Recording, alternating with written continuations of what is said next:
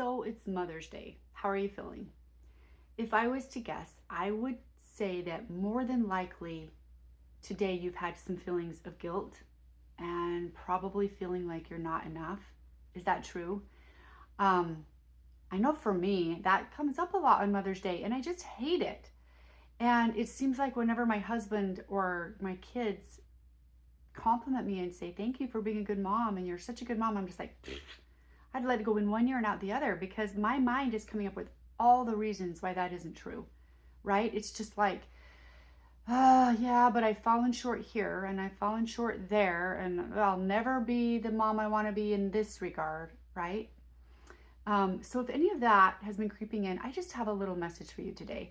I was thinking about what is the one thing that I could talk about on Mother's Day that probably every mom around the world could relate to and actually benefit from. And so I decided today to talk about self-compassion. How often do you think about that? Self-compassion. We are so good as women and moms, especially too.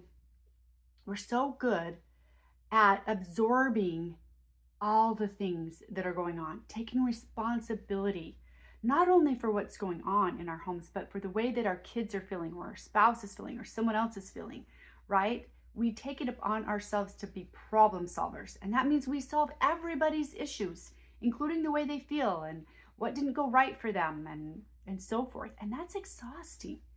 And it's a lot to take on. And honestly, we don't even need to do that. And that's a topic for another day. But I do want to talk about this. We do all those things, and then often we fall into bed at night, and our brain is telling us something like this: "Wow, you didn't get near as much done today as you said you were going to. I can't believe you forgot to do this. Oh, you raised your voice at so-and-so again. You said you weren't going to do that. Oh my goodness, there's so much I have to do tomorrow because I didn't get everything done today. Oh, why am I such a bad mom?" Maybe you don't say those things. And if that's true, I actually want to commend you, because I think that our natural reaction to life and to situation and to every day is to do that, to think self-deprecating things. And it's so unempowering, right? Disempowering. It's so disempowering. It's like, why do we do that? What good does it possibly do? When you do that, do you feel motivated the next day to pop right out of bed and make it like your best day ever? No, no, because the last thing you told yourself was that you weren't worthy, that you're not good enough, and that your efforts, no matter how hard and big they are, will never be enough. Why would anybody feel motivated to get up and try again when that is the message that they're receiving? And honestly, we live in a world, I think, that compounds that, because it basically has this idea that moms should do everything, right? Not only should we be the housekeepers, the drivers of our kids, the cookers, the finance keepers, the school lunch makers and PTA supporters and just all of the things, but a lot of us also have to work at the same time. We have to be accomplished business women who are making our way in the world. And it's like, wow, why and who and when did we decide that this was the way it needed to be? It can get really heavy. So look, I don't want to go on and on about this because you know what the problem is. You've been feeling it for years, right? But I do want to talk about where self-compassion fits in. And I want to start by saying this. I think it's easy to think that if we are compassionate with ourselves, we're letting ourselves off the hook, like we're selling ourselves short. I want to tell you that that is a thought that you might want to question. It's useful to question that. Is that true? If I offer compassion to myself, does that mean that I'm not holding myself accountable? No. Can you hear the rain outside my window? I don't know if you can hear that, but it's kind of beautiful. Of course it doesn't. It just means that I understand that there's only so much a human being can do. Even if you are a mother, compassion is one of the most beautiful things we have in this world. the most beautiful feeling that we can create and choose to feel. And we have to do it by choosing thoughts that help us feel compassionate. Let me give you a couple of examples. Um, I know for me, it's been very common for me over the years to hold myself to this standard that was higher than I would ever hold anyone else to. Right? You get that. You do that. And so then I was constantly falling short. And so I had this narrative going on that I was just never going to be good enough. Right? I was never going to be the mom I really wanted to be. And I see all my kids growing up and I'm like, oh my goodness, I'm not getting there. And I was getting there. That's the thing. And so if I had a bad day, if I had a day where I raised my voice, I would literally go to bed and I'd be like, when are you going to get this? What is your problem?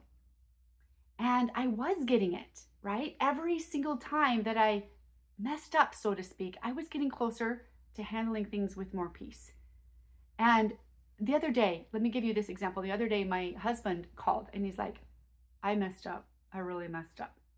And I'm like, what happened? This must be serious. And he said, our son was supposed to take an AP exam and he never got registered for it and the money never got paid. So it was the day of the AP exam. He was going to school with the expectation he would take this exam, and he got there and like, dude, you never registered, you never paid, and it's too late now. And my husband was the one a couple months ago when we were talking about it, he goes, oh yeah, I totally did that. I got that registered for, paid the money, everything is fine. And he's so good at keeping track of tiny details. He's so good at managing all the things that I didn't even question. I was grateful he was willing to take care of it. And so he was feeling so bad. Right now, I want you to think about what you would do in this situation, right? You're just like, holy smokes. My kid took this really hard AP chemistry class all year, and now he goes to take the test and he can't even test it. Take the test, which means he's gonna have to take this again in college no matter what. Like immediately your brain is like, oh my gosh, you loser, what is your problem? So such a simple thing, I can't believe you did that, whatever, right? But what if you offered self-compassion instead? This is what I said to my husband, and I'm not perfect at this, by the way, but I said, sweetheart, don't spend another minute beating yourself up over this. And here is why. Because it's okay. He didn't feel very confident in passing that test anyway. It's been a very, very hard class. And we just saved $100. Like, let's just think of all the bonuses we can possibly come up with. I said, look, I know it would have been great had he been able to take that test today. We all wanted that to be the outcome, right? But it's okay that something got missed, really. And in the big scheme of things, if this is the thing, I think we're all going to move on and we're going to be fine. And I'll tell you one thing, I'm pretty sure your son isn't at school right now cussing your name. He's probably like, wow, fantastic. I got out of this test. He was dreading it. He was so worried about not passing it and about how, you know how it is when you go to take a test and you're not prepared. You're just like, this is grueling. And so he was worried about that and off the hook. Okay. So yeah, of course it wasn't what we would have wanted, but it's okay. And I like, offer some compassion to yourself. You're managing so many things. So literally don't spend another minute ruminating about this, because life is moving on and we are all okay. And it is not going to ruin your son's future. And that's what self-compassion does. It gives you permission to make mistakes. And we need that because we're going to make them. It gives you permission to be human, right? I mean, it's a human thing to make mistakes. We can't not make mistakes.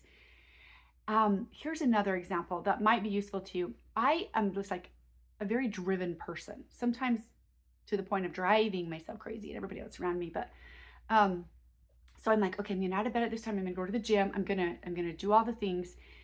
And I used to beat myself up so much if I didn't get out of. I'd wake up early in the morning, the alarm would go off, and I'm like, I don't feel that well today. I think I have a headache, or I'm really tired, more tired than normal today.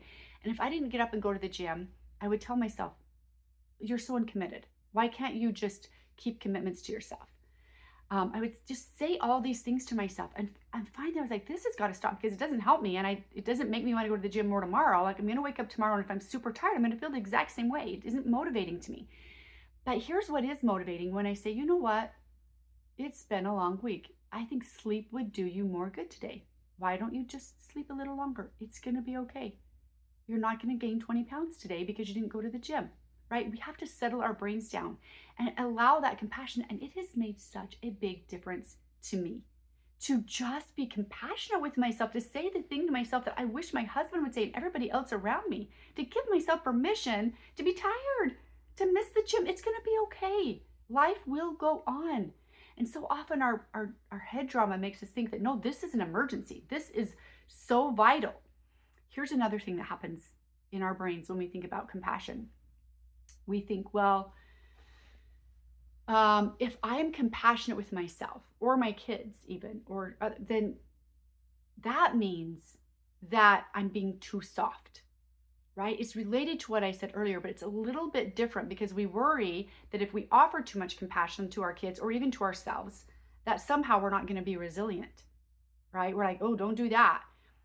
Guess what? Let me read to you a little bit about some studies that have been done about this, because the truth is, when compassion is offered consistently to human beings, whether they're kids or adults, it actually builds resilience. Isn't that fascinating? And it makes sense, doesn't it? Because you recognize you can make a mistake, you can have a bad day, you can be generous with compassion, and everything is still okay. So you feel stronger to keep going. You're not beating yourself up, right? You feel you have positive emotion about your efforts and what's going on. And so you can actually take more risks. You can actually move ahead with confidence, thinking like, yeah, it's okay. I'm going to move ahead because I can offer myself compassion if something doesn't go well. It actually makes sense. All right. How about this? It also, of course, it increases motivation, which I talked about. Like, it does something that decreases motivation is when I'm telling myself that I'm not good enough and I'll never be good enough. When I offer that compassionate voice, when I listen to that person, and that's what's driving me, I'm like, you know what? Yeah, I'm fine for today. And tomorrow I'm going to be ready to go again. I'm going to be ready to go again. Now, I do want to say one thing. There's a difference between self-compassion and self-pity. And I think sometimes we get those mixed up. So we're like, yeah, but I don't want to sit around feeling sorry for myself. Yeah, don't do that. That's not useful, right? That's dwelling on things that are going wrong. It's kind of feeling like a victim, right? Feeling like you've been cheated in some way. And it's not moving forward to actually solve a problem that you might have. Self-compassion is different. It's kind and it's loving. And it gives the message that, look, I'll always be here for you, even when you mess up, right? Do you see the difference? It's not excusing poor behavior. It's just saying, yeah, but it's going to happen and I'm going to still be okay. I'm learning. I'm learning motherhood. I'm learning how to be a human being, right? And so today I want you to just think about one way in your life that you're going to be more compassionate with yourself, whether it's the thoughts that you speak to yourself, or maybe it's something that you're going to do for yourself to show yourself compassion in certain situations, whatever it might be. I want you to really think about it. And I want you to know that you deserve that compassion. And the more compassionate you are with yourself, the more compassionate you are with everybody else, because compassion feels so good. And it's so deserved. We all need compassion. And I have learned something in my home. And this is, again, maybe something to focus on another day, because it's about leading with compassion in your home. But the more compassionate I am with them when they come to me with a problem, if the first thing I lead with is some compassion, it changes everything. It changes everything. Because they're not combative and they're not defensive and they're not trying to their brain isn't trying to protect their ego, because they don't need to. They've just been offered compassion and permission to have made a mistake, to get something wrong, to feel the way that they're feeling. Give yourself permission to do the same thing. Give yourself permission to feel exhausted, to feel discouraged, to feel whatever it is you want to feel, because guess what? Every feeling is okay. So I hope today, on this Mother's Day, that you will get this message and you will just today and this week especially have that word self-compassion right up in the forefront of your mind, and think every day about something you can do to offer yourself some compassion. And then I want you to notice how different that feels from what usually takes place. You are a mother. You are doing the hardest job in the world. It is the most incredible incredible calling and role in life, but it's 24 hours a day. You never outgrow it. You never retire from it. Like, you're a mother forever.